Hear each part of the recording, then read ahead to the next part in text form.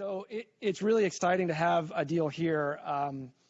So I became familiar with his work through a nonprofit that I was working with called Creative Destruction Laboratory that works with exciting startups, and they do a lot of things, but they have a bunch of new startups in the neurospace. And I talked to him during this kind of interaction and was like, gosh, he would be perfect to speak to our community here. So Adil also represents really cross-disciplinary training that many of us have here. So he did his undergraduate degree in Loyola University of Chicago in biology, but followed that with a master's in MS in computer science, 2007, 2008. Then went on to do a master's at University of Illinois at Urbana-Champaign in electrical and computer engineering. And if that wasn't enough, he then went on to do his PhD in neuroscience. So he's kind of got it all covered. But in the middle of all of this, he's a roboticist. So I think it really kind of speaks to a lot of us of training in lots of different directions. There's a fusion in his work of robotics, neuroscience, psychology, and so on. You'll see as he presents. But most importantly, in the last several years, he started PSYONIC, which is a company. He's the CEO and founder of PSYONIC that does really exciting work. And I think a lot of people here will be really excited to see what you have to talk about. So I'm going to turn this over to you. Thanks very much for joining us. Thank you. The mic on? Or can everyone hear me all right? Perfect. All right. So thank you for the kind introduction, Garrett. It's my pleasure to be here at Georgia Tech. I love the city of Atlanta. It's really, really cool. And I'm excited to tell you about what we've been doing at PSYONIC. And so I'm the CEO and founder of PSYONIC, and what we do is we develop advanced bionic limbs that are affordable and accessible to everyone. And usually when I give these talks, I like to start off with a video that the University of Illinois had made for the halftime of football games during the football season.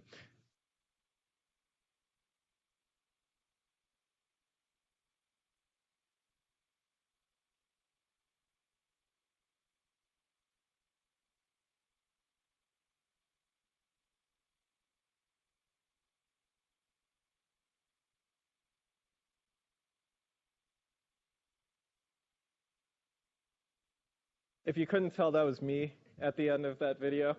But what I like about this video in particular is it highlights the journey of being curious about the world as a young kid and going all the way to getting like a PhD and making these muscle-powered, neurally controlled bionic limbs. And so for me personally, the journey started when I was 7 years old. My parents are from Pakistan, and that was the first time I met someone with a limb difference. And she was my age, missing her right leg, using a broken tree branch as a crutch, living in poverty. And that's what inspired me to want to go into this field. So as Garrett mentioned, I went to the University of Chicago, got my undergrad in biology, then a master's in CS. I taught in their CS department for a couple of years before going to the MD PhD program at the University of Illinois, and then after another master's in electrical engineering and a PhD in neuroscience. I'm technically on a leave of absence from med school, but we'll see. Building bionic hands has been a lot more fun. But while I was doing my undergrad, right down the street at a hospital that was formerly known as the Rehabilitation Institute of Chicago, it's now known as the Shirley Ryan Ability Lab, they had made these breakthroughs in mind-controlled bionic limbs. And so this is Amanda Kitts. She lost her left hand above her elbow, I believe due to a motorcycle accident. And she is controlling this arm. This was the Deca Luke arm, just by using her muscles, right? So she had a special surgery called targeted reinnervation, which had rerouted her nerves to muscles that she still had intact after her amputation. And with some machine learning algorithms and EMG electromyography muscle sensors, they were able to have her intuitively control different grips that this hand was doing. So make pinches, like rotate your wrist, like bend your elbow up and down. And this was amazing, right? This was the perfect combination of everything that I wanted to do with prosthetics, with neuroscience, with electrical and computer engineering, physical medicine, rehabilitation. But one of the big issues was that the hand that you guys just saw, I mean, it costs like $100,000 to make. And it turns out that there are over 10 million people worldwide with hand amputations. 80% of them are in developing nations, and less than 3% have access to affordable prosthetic care. And the most common prosthetic hand in the world is what this man is wearing on his right side, which is known as a hook, right? And the way this hook works is that there are two steel pincers with a bicycle cable that's attached to your shoulders, and then when you squeeze your shoulders together, this hook will open, and when you relax your shoulders, this hook will close. So it's super robust to impact, but all it can do is open and close. You've got you have to use your shoulders to control it, and I mean, it doesn't look like a hand, right? This is technology that hasn't changed since the Civil War era of the United States. So on his left hand is what is known as a myoelectric prosthesis. Myo meaning muscle and electric meaning, well, electric. And the way this works is that, in this one in particular, he has two muscle sensors that are placed over his wrist flexor and wrist extensor muscles in his forearm. And he's able to open and close the hand just by controlling those wrist flexor and extensor muscles. Then you go one step above that, and you get what we call a multiarticulated hand. And that means you can actually move the individual fingers on those prosthetic hands. The problem with, as you get to these more sophisticated hands, is that they're super expensive, they're super fragile, they're very slow, they weigh you down, and on top of that, if you tried to touch anything with it, you wouldn't actually be able to feel anything from it with any of the prosthetic devices that I just mentioned. And so what we had set out to do from the start was to build a bionic hand that was robust, that was super fast, that was also very lightweight, but also could give users touch feedback, and at a price point that would actually be affordable here in the U.S. So it's a super tall order, right? And we're going to kind of highlight the journey of how we went through, building our first 3D printed prototypes.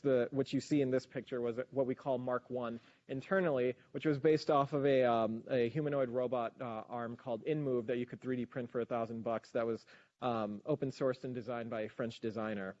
And over the years, we've actually gone through 9 different prototypes. I've got 5 of them shown here, with the InMove shown on the top left. And you can see the hands are successively getting smaller and more anthropomorphic, more human-looking as we went on, and much more sophisticated in their technology as well. And to start off with, we're going to focus on those first 2 hands that you see up there. And it was the spring of 2014 that I met this guy. And so this is David Krupa, and he is the CEO and co-founder of a nonprofit organization called the Range of Motion Project. And their whole mission is to provide prosthetic limbs to those who can't afford them in the U.S., Guatemala, and Ecuador. And he's actually an alum from the University of Illinois, and that's how we got in contact as well. And he was able to arrange for me and a graduate student that was working with me to go down to Quito, Ecuador, and actually try out one of our early 3D printed designs on a patient there. And keep in mind, we were at these first 2 hands. These don't really work as the first hand does not work as a prosthetic device at all, right? You give that to a patient, they're going to break it. But also, all the electronics are located in the forearm itself. So if you still have your forearm, you can't physically place that stuff there. So we had to figure out how we could move all of that into the hand itself. And then that's where we started the second design, which is also based off an open source design, but we modified all the electronics in it, and then we kept going with it. And this is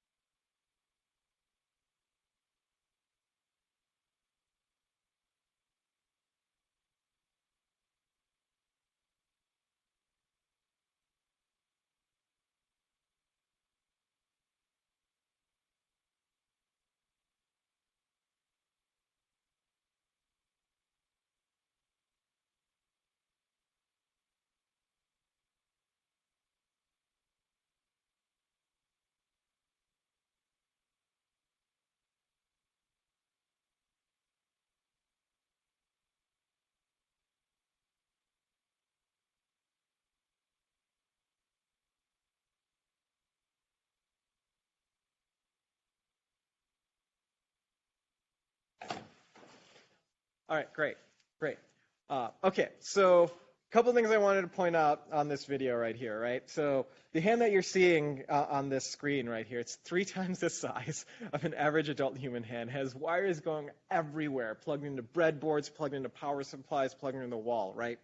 Despite that, Juan said in front of these international news stations that a part of him had come back because he hadn't made a pinch with his left hand in 35 years. In fact, he had forgotten how to make a pinch, and we had to retrain his brain in order to remember by placing a mirror over his amputated side, reflecting his right hand, and visually tricking his brain into thinking his right hand was there, and having him pinch with both hands at the same time, reactivating those muscles. And when he was able to do that, he was actually able to control the pinch on this giant mess of a prosthetic hand. And it was at that point that I realized that, if I stay in academia, then this just becomes like a journal paper or another university project. If we want everyone to feel the exact same way that Juan did, the only way we could do that was to commercialize the technology. And that's when PSYONIC was born. So we came back to the University of Illinois, entered our school's business plan competition and won that in 2015, the Illinois Innovation Prize, several grants from the National Science Foundation and a seed round. And then as of September of last year, what we call the Ability Hand is now actually available across the entire nation and covered by Medicare in the U.S. So that's what it looked like then. And this is what it looks like now. And you can see that, it's not this wiry mess anymore. But this is U.S. Army Sergeant Garrett Anderson doing push-ups for the first time since his Army days, lifting a 50-pound kettlebell. He lost his hand in Iraq in 2005 due to a roadside bomb.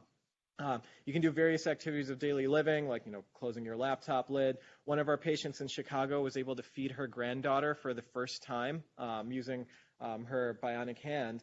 And it's just made a significant difference in the lives of these individuals to make these activities of daily living easier than it might have otherwise been doing them with just one hand. And this is an overview of how it all works, and I've got it actually with me right here, and you guys can all come see it afterwards as well. So all 5 fingers flex and extend, and the thumb rotates as well. The fingers are super fast. It's actually the fastest bionic hand in the world. They close in about 200 milliseconds, and we actually close our eyes on average, or blink our eyes on average about 300 milliseconds, so it's actually faster than the blink of an eye. And I've found a citation for that, so I can send you a paper if you think we actually blink faster than that. But other things about this, the fingers themselves are super flexible and resistant to impact. And so you might have seen in our early prototypes, we were 3D printing those fingers.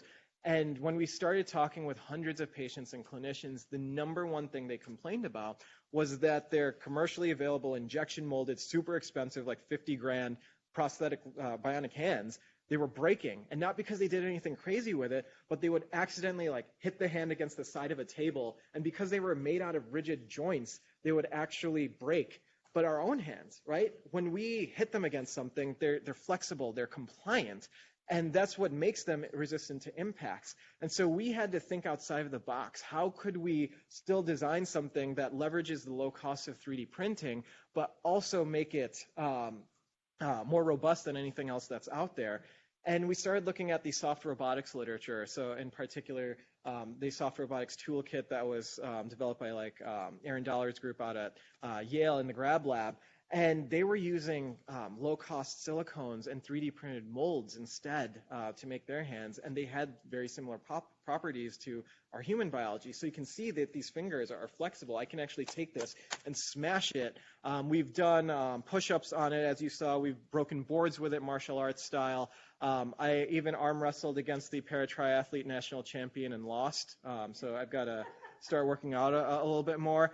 We actually even threw it in a dryer for about 10 minutes, and it was totally fine tumbling around in a dryer. I couldn't say the same for the dryer. It got a little beat up, but the hand definitely won that fight. It's water resistant up to the wrist, and we've got a version that's waterproof beyond the wrist as well. This is actual carbon fiber that's on here, so it's super light and super strong. And the way you can control it, there's actually multiple ways you can control it. We're agnostic to that control system, but the most common one is through those two muscle sensors that we can place on your hand. And so these two buttons are basically emulating those functions, right? So there's a power grip, right? But I can just slide the thumb over and it turns into a key grip, right? Or if I want to give someone, a thumbs up, right?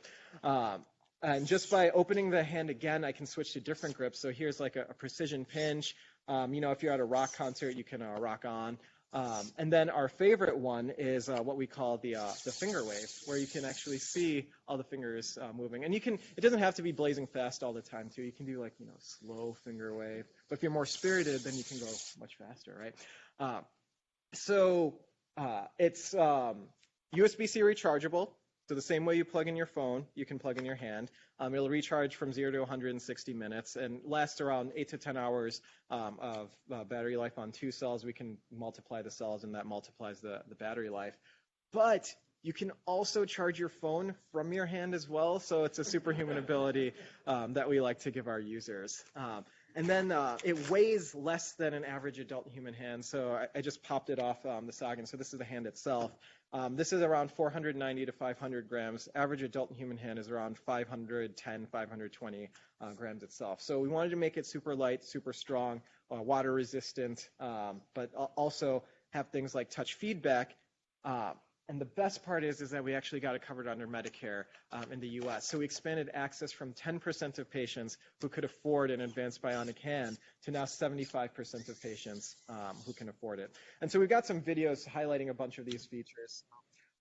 This one right here, I'm actually going to show you guys. I'll play this video, but I'll show you a live demonstration for the people that are online as well, or in person. So this is me doing real-time individual finger control just by using the webcam that's on here. And if I switch over to, let's see if I can switch over to this screen right over here. So I'm going to set that up. And then, all right, are you guys able to see the screen? Okay, great. So if I put my hand up, and you guys can all try this right afterwards too. I have this hand right over here that is following all the biomechanics and all the joint angles of my hand over here. So I can a few different movements with it, right? So if I want to rock on, I can rock on with this, right? So when I mean we're agnostic to the control system, right, we can plug anything into this. So we started collaborating with other researchers who are doing things like implanted electrodes on your nervous system that can actually control each individual finger in real time, but then also stimulate those sensory nerves. So when you actually touch the touch sensors that are in here, we can actually make it feel like it's coming from your phantom limb. And I'm going to talk a little bit more on how we do the touch feedback a little bit later on as well. So I'm going to switch back over to that. And so this is one of our, the para-triathlete national champion. 3 minutes after he was first fitted with our bionic hand, he had the hand, a water bottle thrown to him, and he was able to catch it because of that reaction speed. So we'll watch that again. And then this is showing how robust the fingers are. And so on the right side is a traditional, what we call a 4-bar linkage mechanism and a pin joint. And you can see that when this giant piston falls on, it just breaks. But on the left is our compliant finger design. You can see basically as this giant hammer fell on it, it just came back to its original position because of these compliant joint mechanisms. And so this is me arm wrestling against Dan St. Pierre, the para-triathlete national champion. Yeah, unfortunately, I end up losing. I should probably take this out of rotation so I don't get too embarrassed every single time. But yeah, there's the humiliation of my defeat. And then this is him breaking a board, martial arts style. And then if you guys remember the bottle flipping trend that got really viral several years ago, where you take a half or a partially filled water ball and you flip it and you try to get it to land on straight up. You can imagine that's a lot harder to do with a bionic hand than as compared to a natural hand. But we had one of our users, Kate Kettlehone. She's now an undergraduate student, a pre-med student at Johns Hopkins University, but she came by our lab earlier this year, and she did bottle flip tricks all around our lab with the Bionic hand. And this is part of a much longer YouTube video that shows just her doing amazing things with it, and like us explaining the physics behind like how we do a bottle flip trick with a Bionic hand. But this video is just a lot of fun, where she was able to land it like way up there with the flick of with flick of a Bionic hand. And so.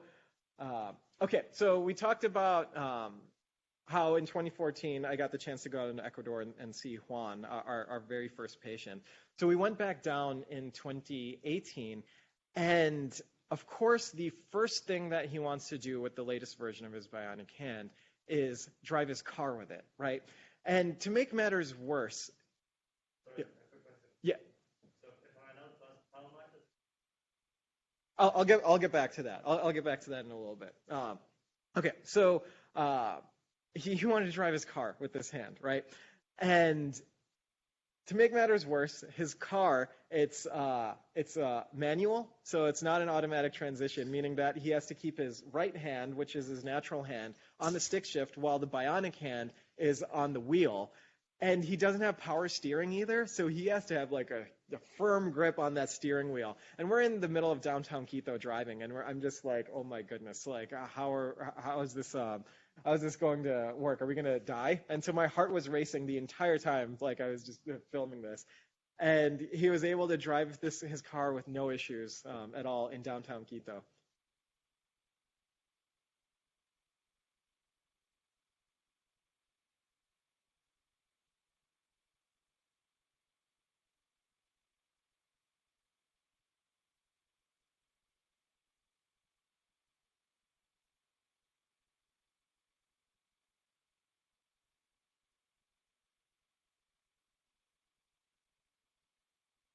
And he's steering and getting back into traffic like it's no problem at all. And he could even do things like, change the blinkers.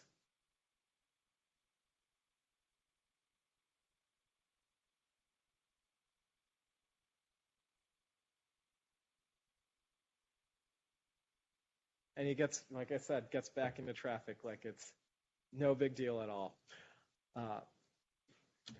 And okay, so what we haven't gotten into yet is touch. And so how do we give touch feedback to users? So in the fingers, we'll have 6 touch sensors essentially, right? And they're force-sensitive resistors that we've customized to have a really high dynamic range. And I believe we can measure between like 10 grams of like a weight all the way to 10 kilograms and measure everything in between. We've actually resolved it down to a single gram, but it's hard to get that reliably like down that low. But 10 grams is actually like super light that we can actually detect that touch. And again, you guys can feel this afterwards and feel the vibration that you'll feel. So when we touch any of them, there's a single vibration motor that will vibrate on here. And it'll vibrate when you come into contact with an object, when you let go of the object, and the strength of it is determined on how much pressure that you apply at the beginning of that. But we're actually able to stream, we can sensorize all the digits and stream all 30 touch sensors over Bluetooth or over a USB connection. So if we're doing things like implanted electrodes or cortical implants in particular, we can stimulate those areas corresponding to any of those 30 touch points that we have all across the entire hand. And again, then the idea is to make it feel like it's actually coming from the phantom limb as opposed to, just a vibration on your socket. But we built the hand to be available for clinical systems that are available right now, but also when these research systems become commercialized, in the next 3 to 5 years.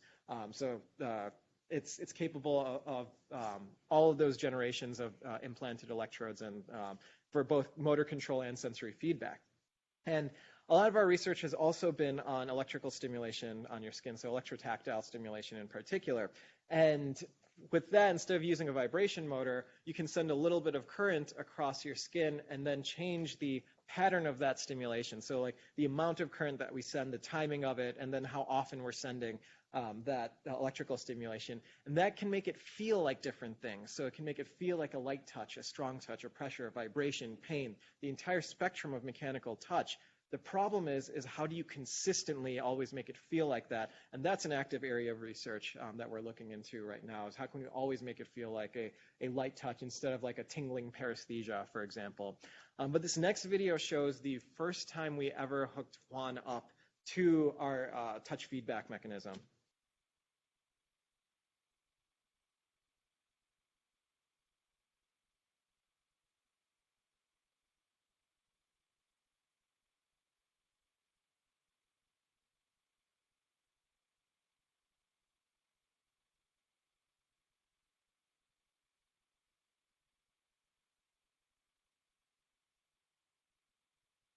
And again, this was the first time he ever tried it, and he's detecting every single touch.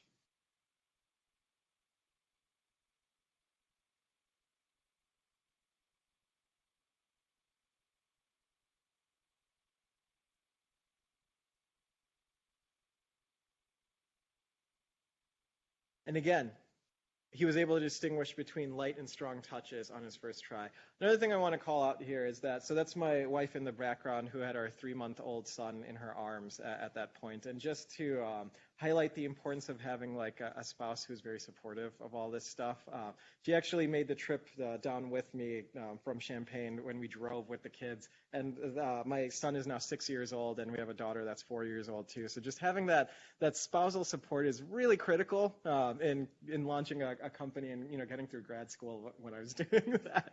So I just wanted to highlight that as well. So, okay, what does this touch feedback allow you to do? So it allows you to do really fine manipulation of delicate objects. And so one of the things that we employ is something called a contact reflex. And the touch sensors that are in here, what we do is when you grab something and the pressure sensor then reads above a certain threshold, we can automatically slow down the motors or stop them so that you get finer control over manipulating that object.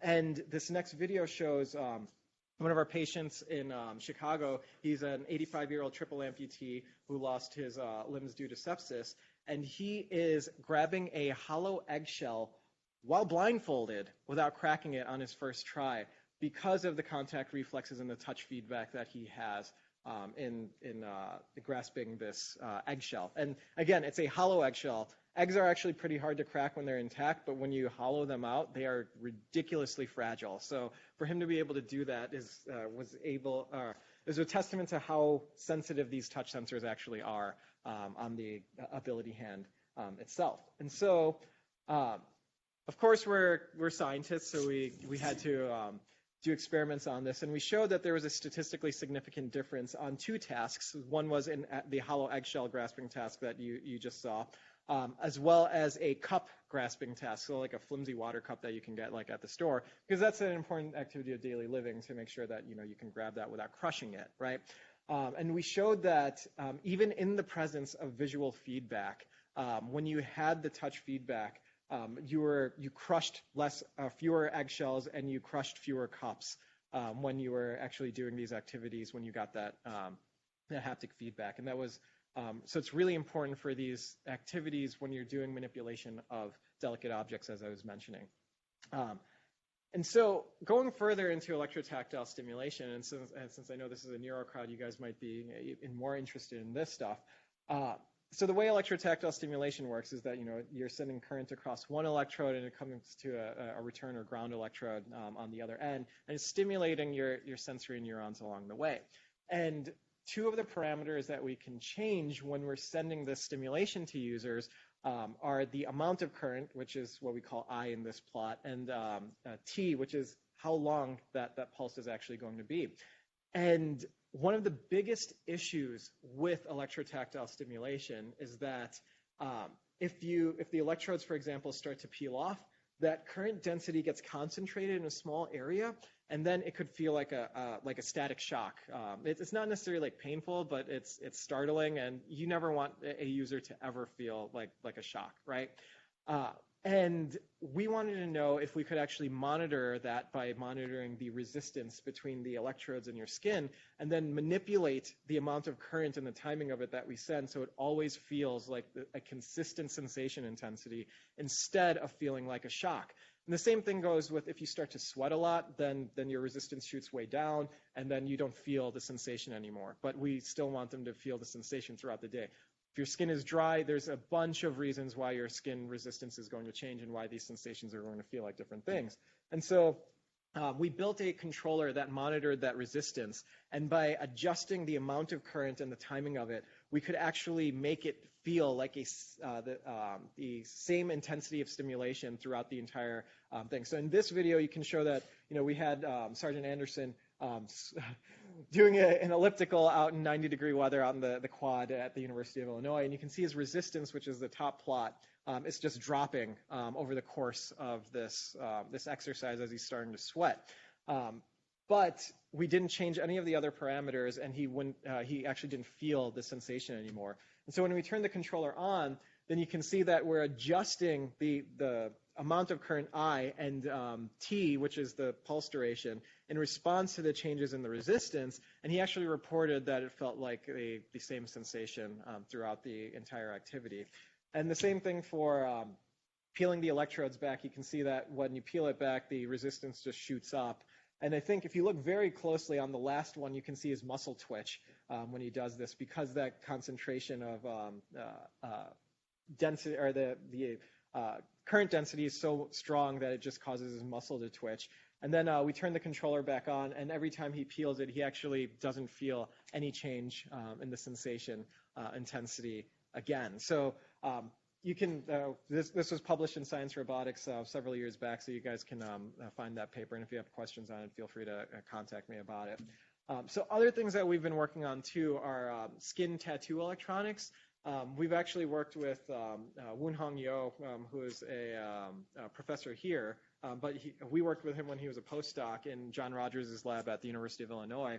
And we've continued doing a lot of those studies on these tattoo skin electronics. And this one in here is actually an EMG sensor, so one of those muscle sensors that we use to control the hand. But also there's 4 of these coaxial electrodes in the corners of this device, and we can do electrotactile stimulation simultaneously through those electrodes. And so we continued iterating on that device, and this is an 8-channel EMG array that we could place around your forearm and then do machine learning on it to then detect different movements of your hand. So these are the EMG signals that are coming from each one of the 8 channels in this large area epidermal electronic.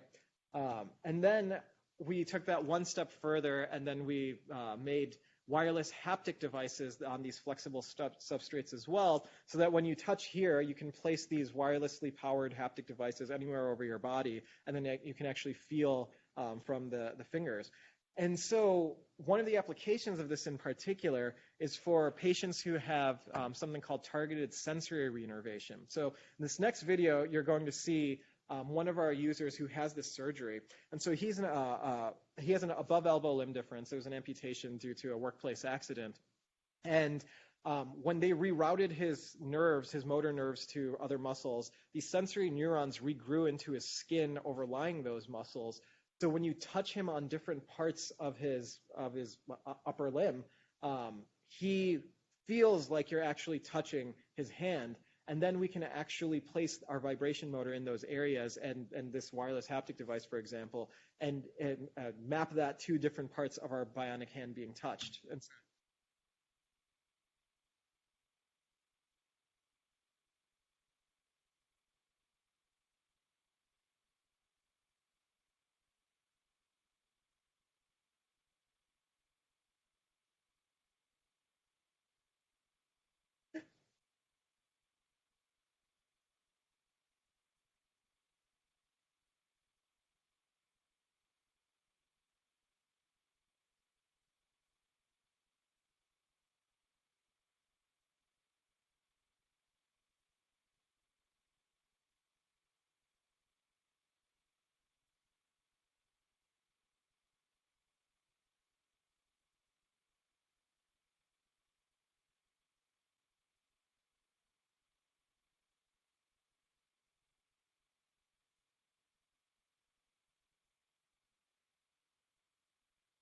And so, yeah, we can basically map then all of those 30 pressure sensors to those areas that correspond to that, which is exactly what I just said in the video too. And so going back, okay, so that covered like, haptics, like, and how we're giving specifically mechanical touch feedback to users, right? But one of the things that we haven't touched on is proprioception in particular, right? So that's our body's ability to know where our joints are located in space and how fast they're moving in particular. So when I close my eyes and I move my fingers around, I can point to them because I know I have a mental map of where that stuff is. When you control these devices typically with just these muscle sensors, you don't have that at all. And honestly, that is probably the key thing that is missing from really integrating prosthetics into your body schema, as opposed to just being like a tool that you would add on, is this proprioceptive link. So one of the easiest ways that we have explored giving this to users was going back to our very first prosthetic hand, where we had the motors in the forearm itself. And this hand would have fishing line that would work as tendons that would go into the fingers themselves. And as the motors moved, they would pull on these tendons and close the fingers. And you'll see in a video in the next slide. But what we did is we modified those motors so it would also pull on a second tendon that was adhered to like a little contact pad that would tape onto your skin. And then as the finger would move, it would simultaneously stretch your skin. And then you would actually know how when the finger is moving because your skin was stretching, but also how fast the finger was moving based on how fast your skin was stretching as well. And so you can see it in this video. So as the fingers close, you can see these 3 contact pads on the forearm.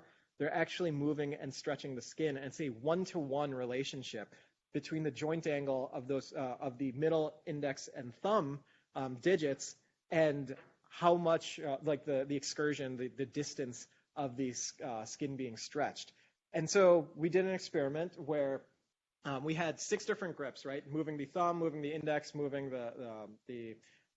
making a pistol grip, a pinch grip, a tool grip, and a power grip, right? And after 6 minutes of training where users could actually feel on their skin what those different grips would feel like based on the skin stretch feedback, we would blindfold them, we'd put earmuffs on them, and then they had to guess, just based on the skin stretch, what grip the hand was doing.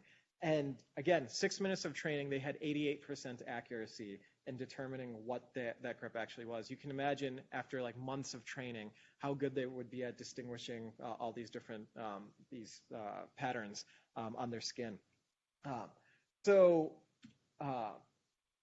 We wanted to take this, again, one step further, right? Because there are more partial hand amputees than any other type of amputation in the entire world. And usually the solutions for them involve having a super cumbersome glove that will go around the entire hand. And then you'll have to wear a battery pack around your wrist as well. And I mean, for like a single finger or even 2 fingers, that's just a huge pain to have to go through that.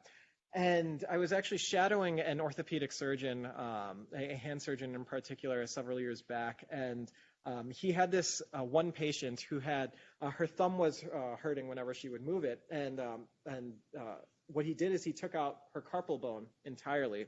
And there was nothing to suspend her thumb in place anymore. And so what he did was he took what he referred to as medical grade yachting wire, and he just shot it from like the palm of her hand to the back of her hand and just suspended that thumb back in place, and it had full range of motion. And I was just like, what? This is crazy. This looks exactly like that fishing line that you just saw in that video right before this, right? And we looked it up during his lunch break, and the fancy name is ultra high molecular weight polyethylene. He was using a sterile fishing line, essentially, in this woman, right? And so that got me thinking that there's been this huge push in the industry and clinically towards something called osseointegration. So the way that you typically put these hands on is that, like, if I were had a below elbow limb difference, you'd get a thermoplastic mold that's molded to your residual limb. So it's called a socket that goes over it. You have embedded electrodes that go in it, and then that communicates to the hand through the electronic interface that's in here.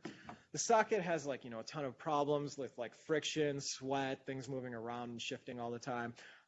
So osseointegration, what they'll do is they'll drill a hole into your bone and put a screw in there and a titanium abutment that comes out of your skin, and then you will physically attach the prosthesis to your bones, and that makes a huge difference. And so we decided that, well, if we can do that for a finger, can we then also take this, this fishing line and suture it to your residual tendons that you still have in your hand? So if you still have your flexor tendon here for moving your finger and your extensor tendon on this side. And if you're squeamish, avert your eyes. So we did this experiment on cadavers. And then the next video, what you're going to see is me tugging on the flexor digitorum profundus tendon, and you can see that the finger is actually moving with the proper biomechanics of an unamputated finger. So this is what the CAD model looks like of the finger. And then this is on the actual cadaver itself, where we have the osseointegrated abutment that goes through the skin right over here. And then we have this internal tendon that sutures onto your residual tendon, and an external tendon that's sealed off, so bacteria and infection can't get through, and goes through the osseointegrated abutment to the finger itself. And I've got a model of it here, so you guys can come up later and try it out and see it yourself. And then this is the video coming up. So this is me tugging on the tendon itself, and you can see that the finger is actually, the joint angles and the range of motion and the grip strength actually mimicked that of the unamputated finger itself. And so the red lines here are like the joint angles and the grip strength of the prosthesis. And then the black one is the gold standard, which is the sound limb before we amputated the finger on the cadaver. And you can see that, this was like one of our first attempts. It's actually mimicking those pretty closely with respect to like the R squared values as we're loading the tendon and as we're pulling on it itself. And then we also did it for a canine dog, so you can imagine like a three-legged dog. If we can make them run and jump again, that would be pretty huge. So that's what we're working on over here. And so same thing, we were able to mimic those, the proper biomechanics there. So a lot of the videos that you saw were actually part of a Legendary Pictures documentary that was done on us when we traveled down to Ecuador with an early version of our ability hand. It's called Make It Work, and you can watch it on Roku and YouTube. You can find a link on my website, or feel free to shoot me a message. And with that, I'd be happy to take any questions that you guys have.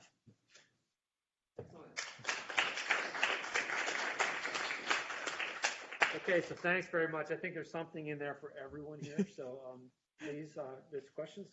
Lena. Oh, yep, we'll pass the microphone.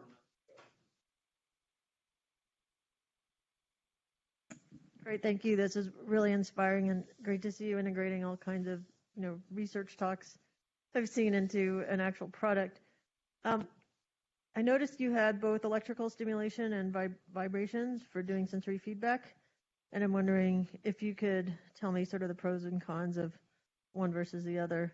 Yeah, so the question was the pros and cons of using electrotactile feedback versus vibrotactile feedback. So from a commercial standpoint, in particular, if we use electrotactile feedback, then we become an FDA Class 2 device, so we have to go through more approvals, as opposed to just a vibration motor, which is in everyone's cell phones, right? And on that note, there's a lot less, I guess, hardware and programming that you need to do for a vibration motor, because it's just like you just send like a voltage and then it's going to vibrate at a certain amount. With the electrical stimulation, the advantage is that by changing the current, we can actually change the percept that you feel. So it's not just a vibration every single time, but it can actually be like, the light touch, strong touch vibration, like pain, including pain, which is an important physiological signal as well. The con is that it's hard to control, right? It's hard to make it consistently feel like that sensation every single time. But if we could, that opens up like a whole wealth of applications, right? An additional advantage of the electrotactile stimulator is that while it might require some additional hardware, the interface to the body itself is just the electrode, so you can actually streamline it very, very easily, much better than you can like a vibration array or anything like that. Yeah, what does it feel like with the vibration, and is there any way to shape the vibration so that it gives you different percepts as well. Yeah, so I mean, I guess you can try it yourself later on, and it literally feels like the same vibration that's in your phone, right? And you can change those frequencies, you can change those timings, but at the end of the day, it's still like a vibration, right? It won't ever feel like a constant pressure, right? And I think it's tricky. It might be possible, but I think getting that consistent as well is a lot trickier than speaking a similar language to what our nerves already speak, which is the electrical signals itself, right? Honestly, the best solution would be to go invasive, which is why we're looking into those solutions as well, where you can stimulate the nerves directly. Great talk. We have a question from our online audience that I wanted to relay to you. This one is from John Johnson. He wanted to know, have any at-home trials been conducted? And if so, what percentage of the time did they choose to use the arm?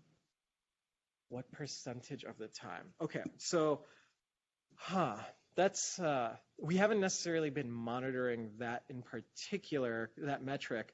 The hand is available clinically. It's covered under Medicare, and there's users all over the United States who have it right now.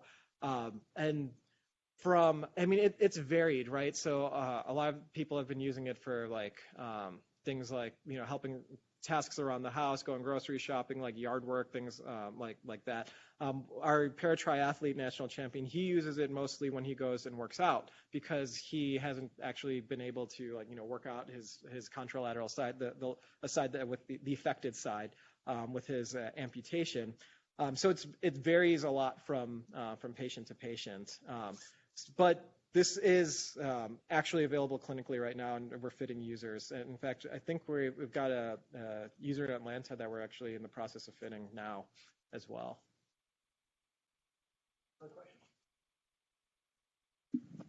Hi, great talk. You breezed over the process of going from the lab to your 2014 video to now, and I was wondering if you could expand on that a little bit. I think there are people in the audience who might be interested to hear more about how you do that. Yeah, so let me see if I can go back to this slide in particular, right?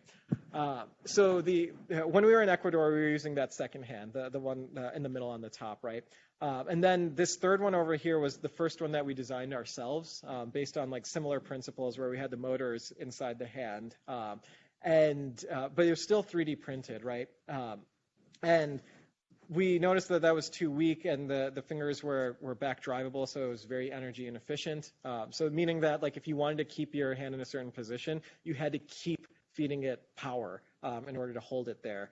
And we had to come up with a different gearing mechanism that would allow for us to then hold those fingers in place without having to constantly drain our batteries. And so the fourth hand that you see over here, this had a linear actuator mechanism in there that kind of had that property that would hold it in place without having any power. But again, still 3D printed, right? So this was probably around 2015, 2016 that we had these two Mark III and Mark IV of the ability hand. And that's when we started talking with clinicians and patients, and the number one thing they complained about was that their hand would break. Their $50,000 injection molded custom machine steel Bionic hand would break. And that's when we turned to the soft robotics literature and started 3D printing molds and started making those the compliant finger design. And so this was one of the first ones with that compliant finger design. This was around 2016 to 2017 that we were developing this. We then went to Shenzhen, China for 2.5 months.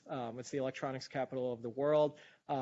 So it was me, my 6-month pregnant wife, our 1.5-year-old son at that time, and 3 of our engineers all in a small high-rise in Shenzhen, China, where we had found our motor manufacturers and our gear manufacturers that could, they're the only ones in the world who could actually produce this stuff at volume.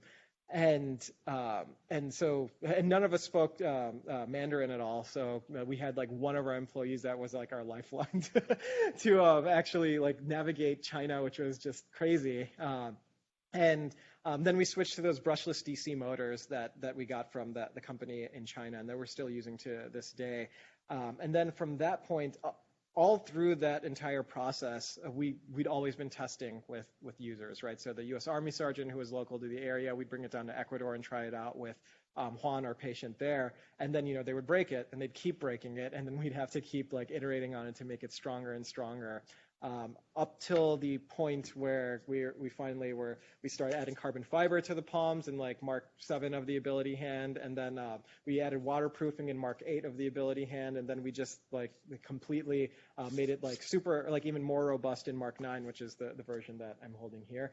And we're constantly updating this thing. So this version of the hand actually has conductive fingers, so meaning that you can use it with your cell phone.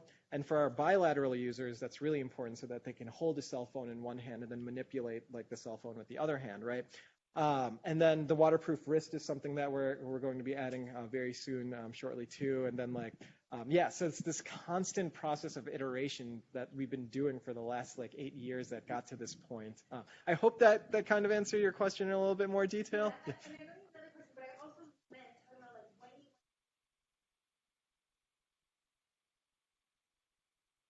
you.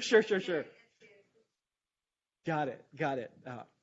So this will fit right in. So I guess along the lines of that, like where did you receive most of your funding? Was it venture capital? Did you get SBIRs? And then like what allowed you to fund the trials that you brought to the FDA and all that? Yeah, absolutely. So fortunately, on the FDA note, this is a Class 1 exempt device, so we didn't have to do a lot in order to get in the FDA. It was primarily just a registration process. And then we had to follow, it's tracking my hand still. And we had to follow like a couple of the rules that the FDA had laid out specifically for prosthetic hands of that nature. So the first 5 prototypes, I think we spent a total of maybe $5,000 total over the course of like 3 years. The work technically was never actually funded.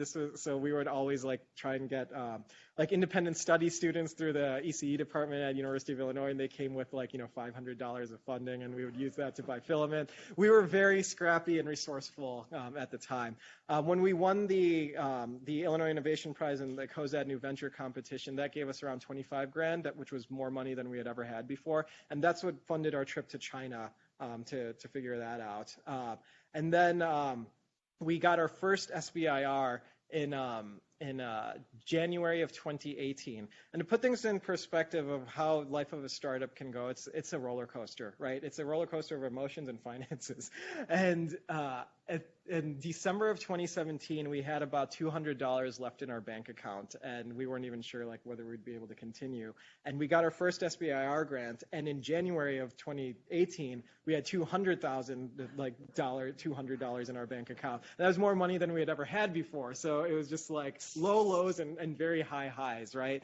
And so we won 2 phase 1 SBIRs from the NSF and then 2 phase 2s. We just got our second phase 2 like a month ago. And we're about 2/3 funded from grants and then 1/3 funded from angel investors in the area. Yeah. And we're about to open up a new funding round so we can expand manufacturing on this and start looking into an ability leg and the artificial tendon stuff as well. Yeah. Oh, yeah.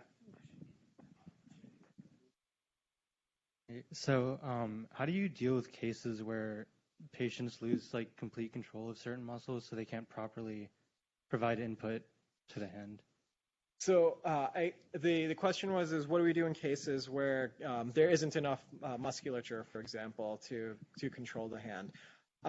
So I guess typically that might be a case of like paralysis, I guess, instead of an amputation in particular. So I mean, this isn't meant for paralysis, right? It's meant if you're as a complete limb replacement. But, for example, if your nerves are still intact, that's where the implanted electrodes can come in, because then we can record directly from the nerves without needing the amplification of a muscle instead, right? If the peripheral nerve itself is not intact, then a cortical implant at that point, right? Then you can measure the activity there. If you had a stroke and your cortex has issues there, then that's a bit trickier. And Yeah, we're not sure exactly what the best methods to do that. You could do autonomous exoskeletons at that point. I mean, I know there's companies that are working on like Rewalk, but that's not completely autonomous. That also depends on some of the control inputs coming from the user as well. But there are always options for those cases. For us in particular, again, we're agnostic to the control system. So as long as you can tap into one of those things, then you'd be able to control the hand.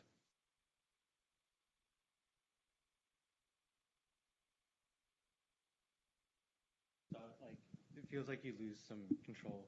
Yeah, so the question was, like, for example, the thumb, the thenar muscles, for example, they're intrinsic to your hand, so that if you lose your hand, then you don't have that musculature anymore. And that's where there's two options there, right? So the targeted reinnervation, where you reroute the nerves to other muscles that you still have, then you can then record from your muscles more proximally on your body, and it would get that thumb signal, for example, right? And then the second thing would be the implanted electrodes again, right? You can just record from the radial nerve directly, and then try and figure out what you wanted to do with the thumb.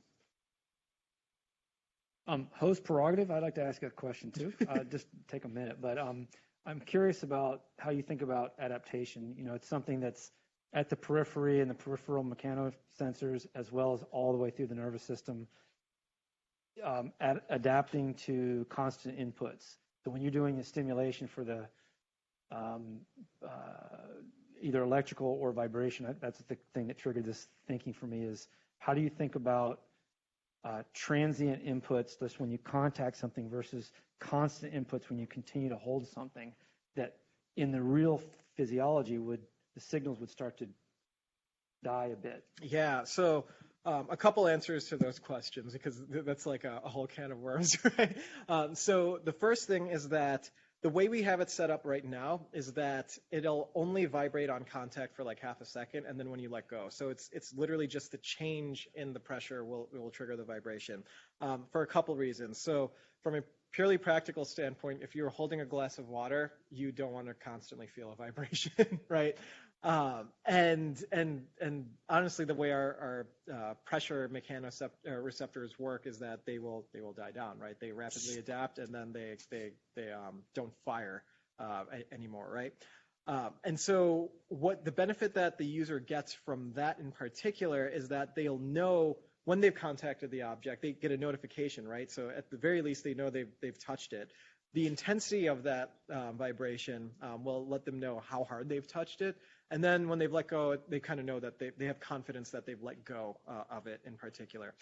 With the electrotactile stimulation, because that's not like a constant buzzing or vibration necessarily, we've been thinking about playing some of those games where it's like, well, okay, I'm holding on to a cup of water, but then like maybe after a certain amount of time, we can like just trail off that sensation, right? That's why we don't feel our clothes like all the time when we're wearing it, unless we're like attending to, or when you move around, because of those rapidly adaptive fibers, right?